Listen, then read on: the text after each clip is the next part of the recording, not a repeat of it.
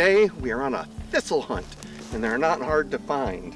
So the Wildflower Meadow is doing great, but we do have a bunch of thistle coming up. It's supposed to rain again in a few hours, so I'm trying to come out before the rain and start taking some of these thistle out because they're starting to bloom. So if I don't get them now, they're going to go to seed and we'll have thousands more. Now for these thistles, I'm just going to take a garden fork and dig it up. I may not be getting all the roots. Certainly some like perennial thistles have crazy deep roots that I definitely won't get. They might even regrow. Right now, all that matters is that I stop them from going to seed. That is more important than anything else. So I'm going to get as much of these pulled out as I can before the rain starts.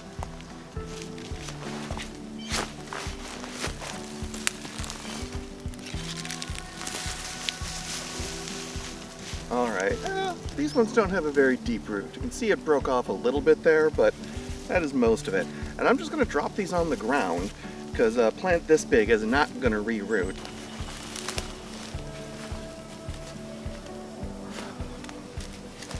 So the Wildflower Meadow is basically at its peak right now in around mid-June.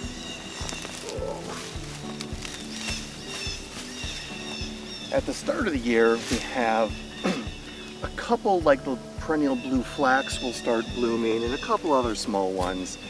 But things really kick off, it's around the end of May with the daisies. The daisies start blooming and we have just a sea of white out here. Then following the daisies is the Sweet William, and the Sweet William starts to give us some pinks and magentas and even dark reds. Yeah, these roots aren't too bad. I think I'm getting the whole plant up here. So then after the Sweet William, we have the lance leaf coreopsis starts blooming and we get just a sea of yellow, and that's right about where we're at now, where we have the whites and the pinks and the reds and the yellows and this just super dense blossoms, but all kinds of different colors. And then as the summer progresses, eventually the daisies stop. They'll be stopping in a week or two, and then the Sweet William finishes, and then we get the rudbeckia starting to bloom. We get some other coreopsis blooming, but it becomes a lot of yellow. It's predominantly yellow with the occasional white of the yarrow. God, these things are huge.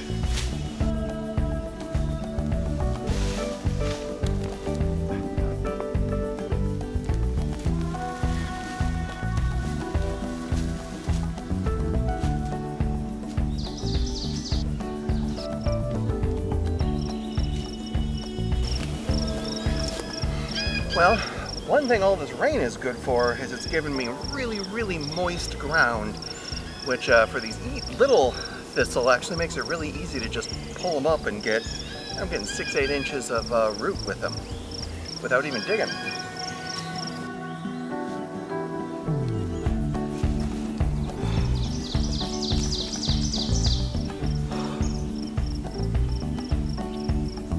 Okay, well, I think that's it.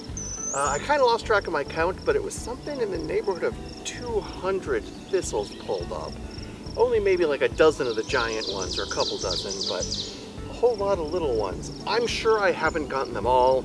I'm sure there's plenty more little ones buried in the wildflowers, but as they start to either A, grow up large, or B, they start to bloom, I'll notice them, and I'll have to come out and do another round of thistle pulling. But I have to say, it's kind of pleasant to be out spending time in the Wildflower Meadow here at the very, very peak of the blossoms. It's pretty incredible. Okay, I beat the rain too.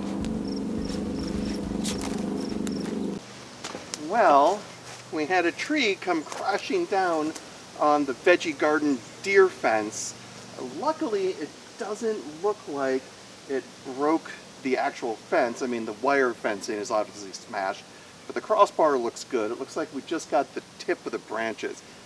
It looks like this was like one of a multiple trunk oak, and one of the trunks split off. I think it took out a birch on the way down before just the tip of the branches coming down on the fence. So I'm going to try to get all of this cleared away and hope that the fence isn't too bad. There is a hill back here, so it is like the perfect place for deer to get over. So I'm a little concerned about losing a couple feet off the top of the fence, but we'll see what it looks like.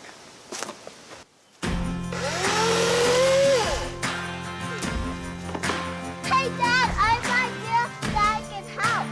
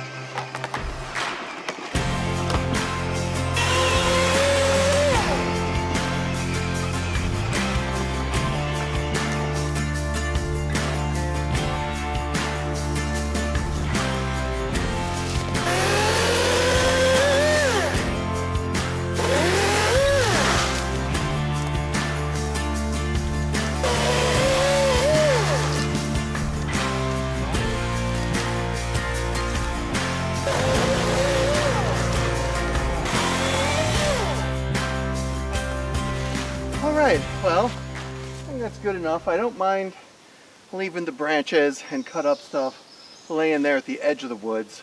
But yeah, it looked like this got bent a little, and the staples that held it onto this post got ripped out. But so I think we might be able to jack that back up, pound in some new staples, and it won't be as good as new, but we're not losing the height. I was afraid we were going to have a fence only this high, which is 6 feet or a touch under. But yeah, it looks like we're still going to have most of our fence. I can't see any damage to these cross posts. Thank goodness these were here. Not all of the panels have cross posts, only ones that are near a corner or an end piece. I think if this wasn't here, this would have ripped all the way through. All right, well now, we can go back to gardening.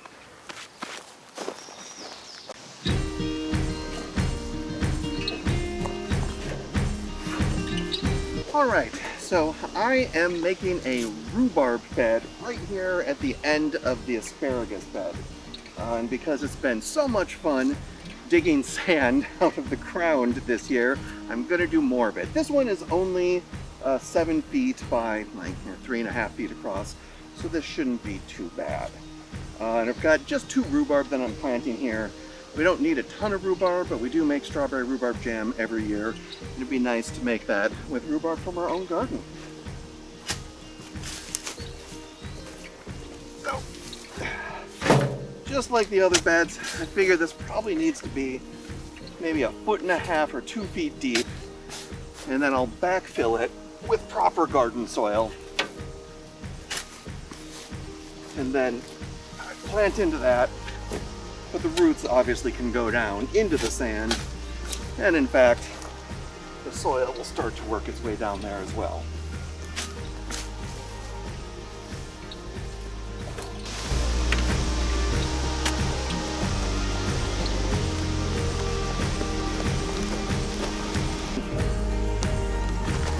Well, I don't think we've made any progress. Some things.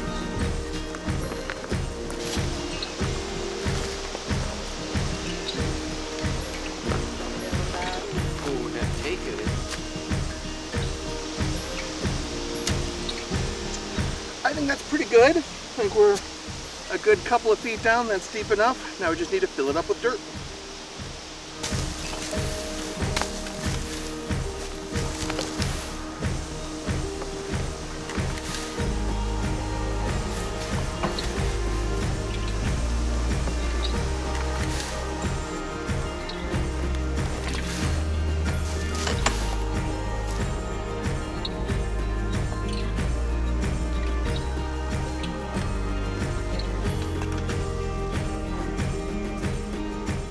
Alright, that was a pretty manageable task for a bed this small, although I have to say the dirt was incredibly heavy with all the rain we've been getting. So I don't think I'm going to plant the rhubarb here just yet. I'm going to give it a week, let it get rained on a few more times, let the dirt compact and settle a little bit before I get planting. But I'm really happy with this. It looks good, and I kind of like having this in-ground bed along the fence line extend basically to the end of the raised beds. I think everything's looking really good.